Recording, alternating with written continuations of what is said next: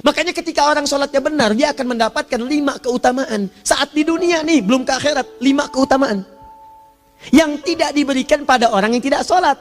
Atau orang sholat tapi sholatnya nggak khusyuk. Sebab syarat mendapatkannya khusyuk. Alladzina hum fi sholatihim khasyi'un. Bukan alladzina hum fi sholatihim saja, tapi ada kalimat khasyi'un. Artinya yang tidak khusyuk saja nggak akan dapat, apalagi yang nggak sholat. Apa yang 5 ini? Lihat baik-baik. 1. Orang yang sholatnya benar, pertama kali sebelum mendapatkan kebahagiaan hakiki dari Allah Subhanahu wa Ta'ala, akan dirubah dulu perilaku hidupnya menjadi perilaku yang lebih baik. Kalau orang itu sholatnya benar, maka sholat itu akan melatih dia untuk berubah, bertransformasi jadi orang baik. Itu ada di Quran surah ke-29 ayat ke-45. Innas sholata tanha anil fahsya'i wal munkar. Sumber keburukan cuma 2, kalau bukan fahsya itu munkar. Maaf, pornografi, porno aksi, LGBT, kata-kata jorok, kotor itu fahsya. Di orang sholat kata Allah mustahil berkata-kata kotor. Orang sholat tidak akan pernah mencela. Orang sholat tidak punya kata-kata jorok. Jadi kalau ada sekarang orang yang sholat senang mencela orang lain, itu berarti ada masalah dalam sholatnya. Dan dia belum dijamin sebagai ahli surga terbaik. Dan hidupnya nggak bahagia. Nggak bahagia. Aneh nih. Sholat tapi senang celah orang. Aneh. Aneh. Yang paling bahaya adalah menikmati celahannya. Itu yang paling aneh. Anda ngaji. Anda ikut taklim. Taklimnya sesuai Quran, taklimnya petunjuk sunnah. Anda sholat, Anda puasa, tapi Anda masih senang mencela orang lain dan menikmati celahan itu. Kalau nggak mencela, kayaknya nggak komplit kehidupan. Maka ada yang salah dengan ibadah Anda. Nih, 2. Orang kalau sholatnya benar, Allah akan berikan ketenangan dalam jiwanya. Tenang hati. Jangankan musibah kecil, musibah paling besar pun tenang aja dia. Tenang, dia paham rumusnya. Allahu Akbar. Turun Quran. Surah ke-13 ayat ke-28. Ala bidzikrillahi tatmainnul. Yakinkan pada dirimu zikir kepada Allah membuat hati tenang.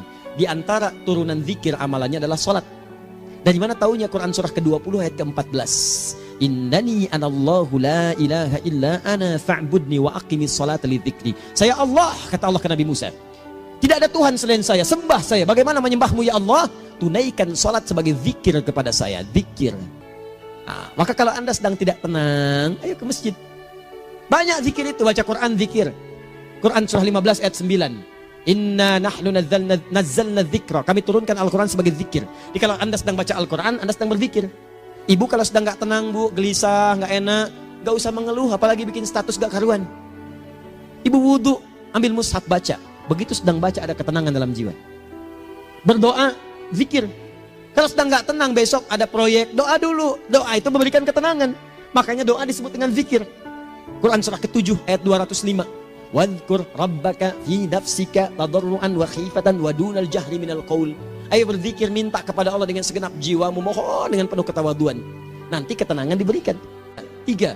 Orang yang salatnya khusyuk benar, itu dijamin langsung oleh Allah Subhanahu wa Ta'ala akan dimudahkan semua urusan hidupnya termasuk rezekinya. Ini yang saya katakan. Jadi saya katakan tadi, di akhirat ini, di surga, rezeki tinggal ngambil. Anda kalau benar sholatnya, itu langsung dijanjikan oleh Allah. Rezeki itu nggak perlu Anda banyak pikirkan. Ikhtiar sedikit, datang. Bahkan dari sisi yang tidak Anda duga. Apa dalilnya? Quran surah ke-65 ayat 2 dan 3. Ditafsir di Al-Baqarah ayat 2 dan 3. Wa may yattaqillaha yaj'al lahu makhraja. Ada orang yang meningkatkan takwanya kepada Allah, kami mudahkan urusan hidupnya. Setiap persoalannya diberikan jalan keluar, mudah. Solusi. Setiap ada problematika, ada solusi.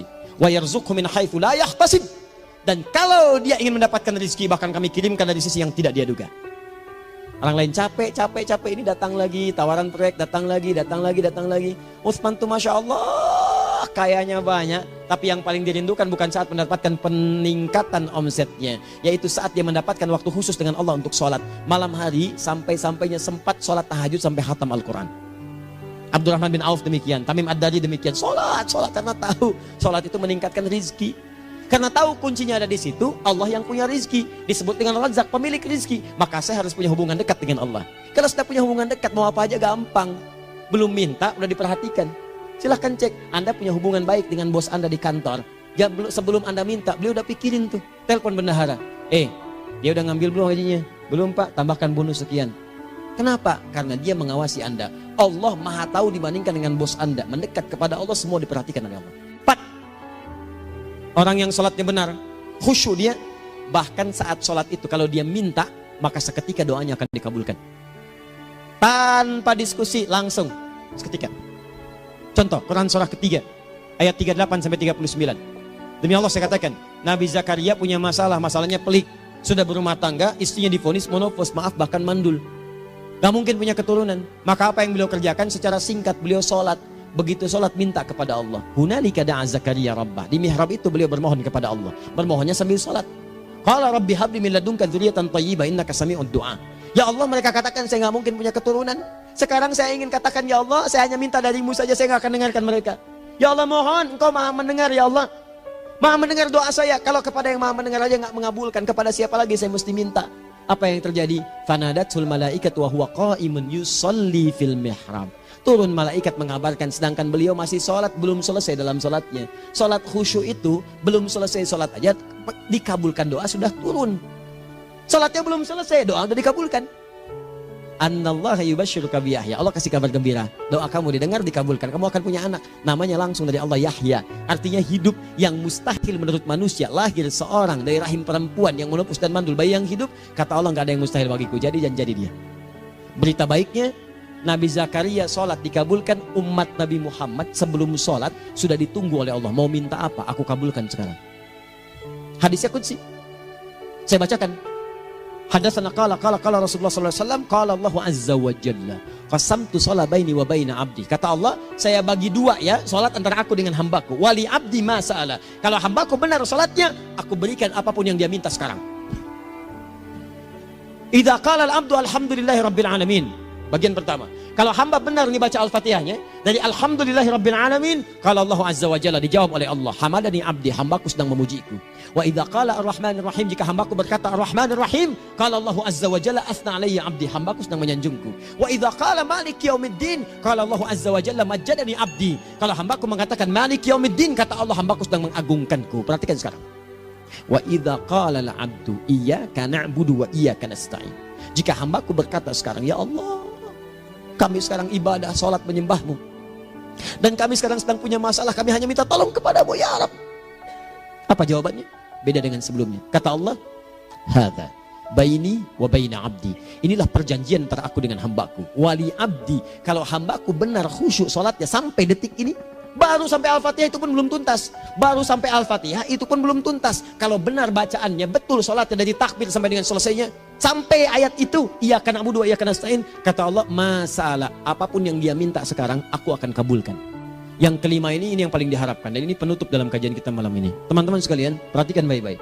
Jika Anda benar mengerjakannya, maka Allah akan jamin langsung Anda akan mendapatkan kesuksesan dan kebahagiaan di semua aktivitas Anda. Kalau jadi suami, suami yang sukses, rumah tangga yang bahagia. Kalau jadi pegawai, pegawai yang sukses, dan di kantor bahagia. Masih ingat? Kesuksesan yang menghadirkan kebahagiaan, konteksnya dunia disebut dengan falah. Dipegang disebut dengan aflah. Dikembalikan lagi ke atas, ke surah ke-23 ayat 1 dan 2. Qad aflahal mu'minun. Apa amalannya? Alladzina hum fi salatihim khashi'un. Persoalannya, kalau Anda salat belum mendapatkan satu di antara 5 ini, apa masalahnya? Pertama masalahnya, kata Al-Quran, boleh jadi yang salat itu belum khusyuk. Apa itu khusyuk? Dua maknanya, dan saya tutup di sini. Apa yang dua itu? Satu, kebanyakan orang salat masih membawa dunia dalam salatnya. Makanya kalau pengen khusyuk, kata Allah, maka Anda rasakan akan bertemu Allah. Rumusnya Quran surah kedua ayat 45 sampai 46. Rasakan secara singkat, mungkin itu sholat terakhir yang Anda akan kerjakan dalam kehidupan. Mungkin di sholat itu Anda wafat. Kata Allah, alladzina yadhunnuna annahum mulaqu rabbihim. Orang khusyuk itu sudah kelihatan dari sebelum sholat, dia sudah merasa persiapan menghadap Allah. Yang kedua, maaf, orang-orang kurang khusyuk itu saya tutup. Yang kedua itu karena kebanyakan orang sholat tidak paham, tidak mengerti apa yang dibaca dan dilakukan dalam sholatnya. Jujur pada diri sendiri, jawab pada diri Anda. Sampai sekarang Anda sholat, berapa persen bacaan sholat yang Anda pahami? Jangan-jangan selama ini Anda sholat ribuan kali sujud, ribuan kali ruku, gak ada yang paham yang dibaca. Sekian persen yang paham, bagaimana sholat Anda bisa khusyuk? Pekerjaan Anda dipahami, urusan akhirat Anda gak dipahami. Di mana cara berpikirnya? Aku yang bagaimana atau engkau yang harus bagaimana? berubah. Nah, ini baru satu amalan, belum yang lainnya. Ada 5 amalan lagi yang kalau kita bisa turunkan itu, selain sholat yang khusyuk, maka jaminan tadi akan datang. Baru sholat khusyuk aja 5 datang.